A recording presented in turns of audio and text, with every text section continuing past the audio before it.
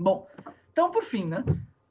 Então, será que pegando aquela figura que o Flávio mostrou, né, com todos aqueles p-valores, a gente pode, de alguma forma, fazer uma análise mais formal daquilo para tentar ver qual a probabilidade daquilo tudo estar acontecendo por coincidência, né? Qual a probabilidade daqueles efeitos todos e aqueles p-valores estarem aparecendo por coincidência, né?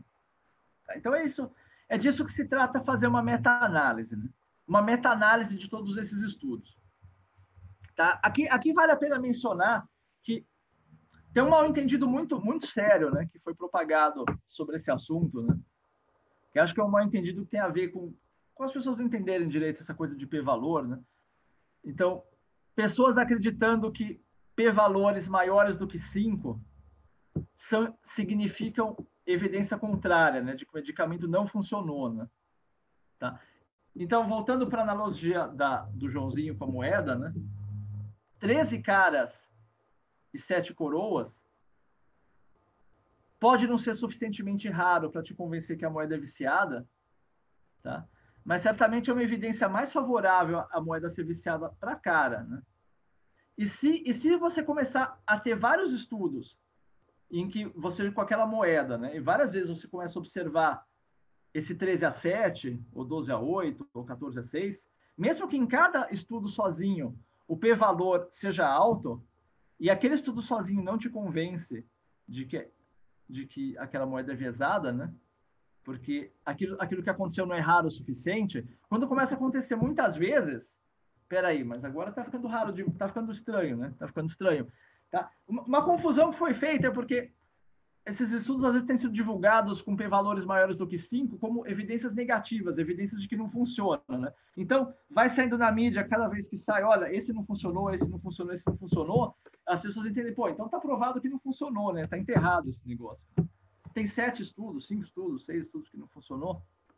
Não, muito pelo contrário. Cada um desses estudos, eles estão dando evidências de que funcionou, só que são evidências fraquinhas, tá? São evidências fraquinhas. O p-valor pode ser entendido como uma medida da força da evidência, tá? Um p-valor alto significa uma evidência fraca, um p-valor baixo, uma evidência forte. Então, vários estudos de p-valor alto podem se combinar numa evidência forte, tá? Esse é o trabalho de uma meta-análise. Tá? Então, como é que você pode fazer uma meta-análise? Bom, de muitas maneiras você fazer meta-análise, tá? Um jeito muito simples de fazer uma meta-análise é usando uma coisa que a gente chama um teste de sinal, que a gente simplesmente não dá bola para o tamanho dos efeitos, nem para os p-valores. A gente simplesmente olha quantos estudos, dentre todos os estudos que foram feitos, quantos são favoráveis e quantos são contrários. Então, daquele universo de 5 estudos randomizados, tá? Com pacientes ambulatoriais, 5 com resultados favoráveis. A probabilidade disso acontecer por acaso é 1,5 elevado a quinta, é 1 em 32. Então, isso te dá um p-valor de um pouco mais de 3%. Tá? Nessa análise muito simples, tá? Um teste de sinal. Tá? Outras análises que você pode fazer, você pode combinar os p-valores. Você pode pegar os p-valores dos vários estudos e combinar num só. Tá? Tá? Aqui eu devo esclarecer. Combinar p-valores não é simplesmente multiplicar os p-valores. Tá? Não, isso não está certo. Tá? Tem gente falando aí por aí em mídias sociais que meta-análise é multiplicar p-valores, a pessoa não sabe fazer meta-análise. Não é multiplicar p-valor. Tá? Você constrói um p-valor combinado, tá? Esse p-valor combinado tem que ser construído de uma forma a manter a propriedade fundamental que um p-valor tem que ter, que é o seguinte: a probabilidade do p-valor ser menor ou igual a 5% deve ser de 5%. Tá? Se o medicamento for um placebo. Então, tem uma técnica, tá? Várias técnicas que você pode usar para construir p-valores combinados. Tá? Eu cheguei a fazer algumas contas, eu mesmo, combinando p-valores dos 5 estudos randomizados, os 5 estudos que estavam disponíveis na época que eu fiz essas contas, tá? Tem alguns estudos mais recentes que eu acabei não tendo tempo de me aprofundar. Você tem que fazer algumas escolhas, tá? Na hora de fazer esses p-valores combinados, porque você só pode pegar um p-valor de cada estudo. Você não pode combinar vários p-valores do mesmo estudo, porque esses não são independentes, tá? Dependendo de escolhas que você fizer, você vai obter p-valores combinados entre 3% e 6%. Tá? São p-valores baixos, tá? Tá? Acho que isso aqui seria um pouco técnico para entrar em detalhes. Se alguém tiver curiosidade, eu posso falar mais sobre isso. Tá? Finalmente, tem uma outra técnica de a gente fazer essa meta-análise, que é uma meta-análise que leva em conta a magnitude dos efeitos observados. Tá? Isso, na verdade, é o que é mais comum de se fazer. Tá? Então, isso, por exemplo, o grupo do professor Harvey Rich fez, o Flávio mencionou essa meta-análise, são 5 estudos randomizados, tá? Aqui é importante que você não faça nenhum cherry picking, você não pode escolher só os estudos que você gosta, né? Então, você pegou todos os estudos randomizados que ele tinha disponíveis na época com pacientes ambulatoriais, né? Então, está aqui, para cada estudo, o risco relativo aqui, que é o ponto central do intervalo, e o intervalo de confiança, tá? Então, você vê que em cada estudo, esse intervalo de confiança está indo para lá, para a direita do 1, né?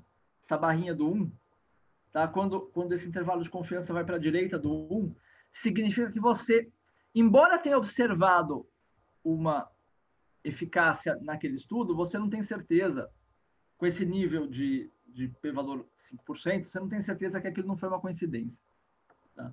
P-valor deu mais do que 5%. Quando você faz a meta-análise, você acaba obtendo essa estimativa de efeito, tá? Um risco relativo de 0,76, isso é uma eficácia de 24%. E aqui agora com o intervalo de confiança inteirinho para esse lado, tá? Quer dizer que você obteve um p-valor menor do que 5%. Tá? Como é que é essa técnica, tá? Bom, não dá para entrar muito em detalhes, tá? Isso aqui é uma coisa que a gente chama Random Effects Model meta-análise usando método de efeitos aleatórios. Vou explicar de uma forma resumida o que é isso, tá? Então, é o seguinte, tá? Infelizmente, quer dizer, quando você vai fazer uma meta-análise, né? Raramente você vai ter a sorte de que todos os vários estudos que você encontra sobre o assunto estejam todos medindo exatamente o mesmo efeito, né? Quer dizer, são estudos feitos por grupos diferentes, em países diferentes, com intenções diferentes. Dificilmente são estudos que todos estarão medindo o mesmo efeito. Tá?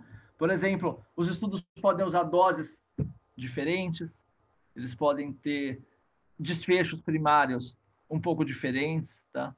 Então, nas meta-análises, você tem que lidar com esse problema, tá? De que o efeito que você está medindo nesses estudos não é sempre o mesmo. Tá? Então, é disso que se trata essa técnica que a gente chama de meta-análise de efeitos aleatórios. Tá? O nome vem porque você imagina como esses vários efeitos como se eles tivessem sido sorteados de uma população de efeitos aleatórios. Tá? E você tem uma variância dentro dessa população e você tem uma técnica para estimar, tá? Essa variância e tá? Você tem que levar em conta também as margens de erros de cada estudo. Tá? E, bom, aqui o Harvey Rich usou um método de estimar esses parâmetros. É o método Dersimonian e Lars, que é um método bastante comum para fazer esse tipo de meta-análise. Ele obteve esse resultado aqui. Tá? Então, temos esse monte de coincidências, tá? Interessantes sobre a hidroxicloroquina em pacientes, uso precoce de hidroxicloroquina, tá? Para melhora dos sintomas.